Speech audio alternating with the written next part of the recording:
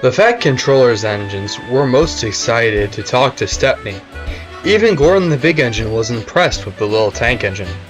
Only a remarkable engine could make his way here without being caught by the diesels on his way. If it wasn't that hard, Stepney laughed. The diesels like to ignore us preserved engines. They think of us like show dogs. All looks, no strength. How rude, Doc scoffed. We work harder with one cylinder than they do in their whole lives. All the engines were very excited to hear about Stepney's journey. Well, it wasn't exactly easy, Stepney admitted. My home at Sheffield Park is very far away from your island. Your trip took me a whole day. Please tell us about it, Doc urged. Okay, if you really want to know, Stepney said airily, and this was the story he told. Stepney's journey started on Monday morning when his manager and driver exited the station master's office. It's a rather full trade, Stepney, his controller informed him. Many enthusiasts from all over the south coast of England have arrived for this special trip to Sodor. Do you think you can manage it on your own? Sir, I've been around for almost 90 years to fail on a single run, Stepney said confidently. Sodor will be a piece of cake. If you say so, the controller said doubtfully. In any case, we shall take frequent water breaks, to give you some time to rest. He turned to leave. We will be departing at 10 o'clock. Stepney might be an old engine, but he was quite excitable. He quivered eagerly at the platform as his coaches filled up. An excited buzz hung all around. The special was a 3-day-long stay on the island of Sodor, all prepared by Stepney's railway, the Bluebell Railway. At last the clock struck 10, the guard blew his whistle and waved his green flag. We're off, cried Stepney. Peep peep, see you next weekend, he called to his friends.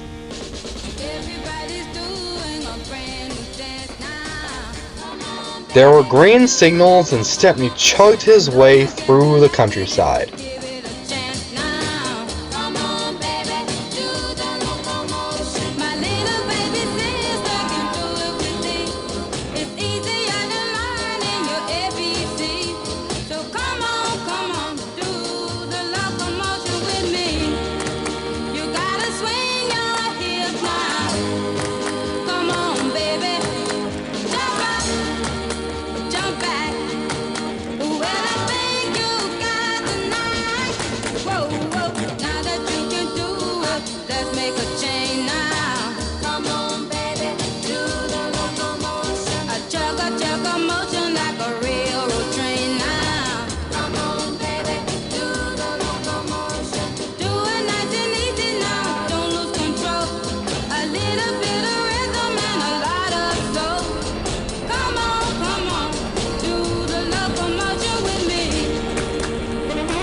Stepney navigated London and made his first stop at one of the big sheds. 2 tender engines were the only steam engines left there. What is a small tank engine like you doing here? One of them asked Stepney in surprise. Can't you see, Lisa? He's on the run. But Frank, he's pulling a train. That's right. I'm heading to the island of Sodor with my special, Stepney said loudly. The big engines were shocked. Aren't you scared the diesels will catch you? No diesels are gonna mess with me, or I'm too important. The 2 big engines were most impressed. Stepney continued bravely on. He wasn't a fast engine, and Sodor was still a long way from home.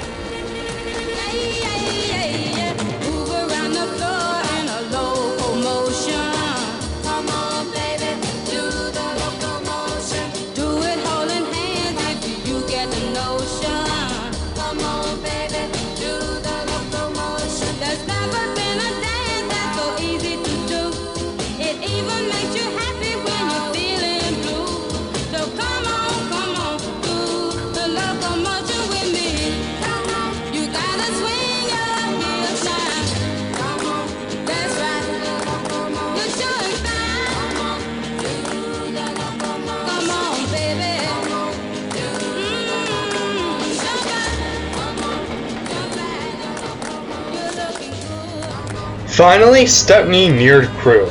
This was the town Henry was once rebuilt at. "This might not be the most beautiful place to stay," said his controller, "but it will make do for the night." Crewe had changed since Henry's visit. Once a place for 6 steam engines to get better, now had those same steam engines lined up to make way for diesels. Stepney shuddered. "No matter, let's find a quiet shed for us and our coaches." "Oh, you must have been frightened," sympathized Duck. "I would have been, but the yardmaster had a nice quiet shed waiting for us. I was kept as far away from those scrap engines as possible. Driver said they didn't want any mistakes." "What did you do when you woke up?" James asked. So Stepney resumed his story. He left early the next morning as soon as the sun started to rise. He chuntered up through the West Country between Liverpool and Manchester.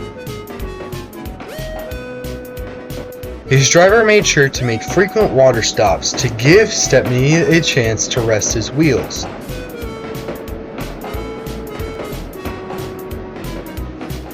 At long last, shortly after 10 o'clock, a full day after he had started his journey, Stepney glimpsed the coast. "We followed the coast all the way to Ravenshire, Stepney. We're almost on Sodor."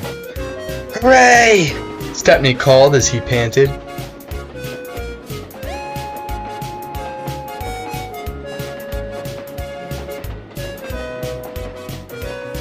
They arrived for their last water stop at the station just before the bridge to Sodor.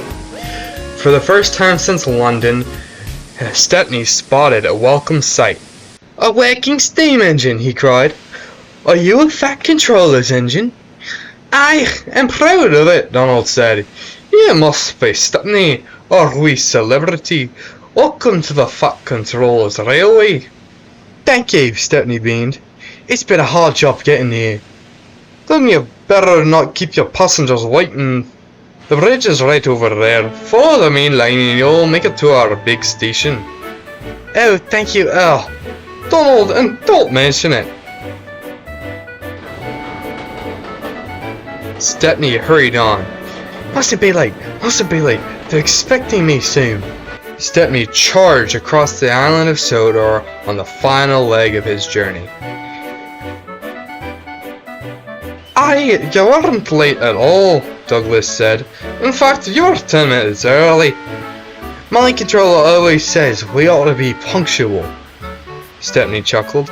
"Your railway sounds like a proper establishment," Gordon said graciously. "It is only my hope that the other railway can become as ambitious and charismatic as your line, Stepney, and that all the engines can be just as humble and noble as you. Well, Gordon, might as well kiss his wheels while you're at it." "I'm saying it as it is, little James. Not like a small engine like you would know any better." Little, I'll have you know." And the big engines descended into an argument. Stepney whispered to Duck, "It sounds just like own. An engine. Oh, could rather get used to this." And without saying another word, Stepney fell happily asleep after his long adventure.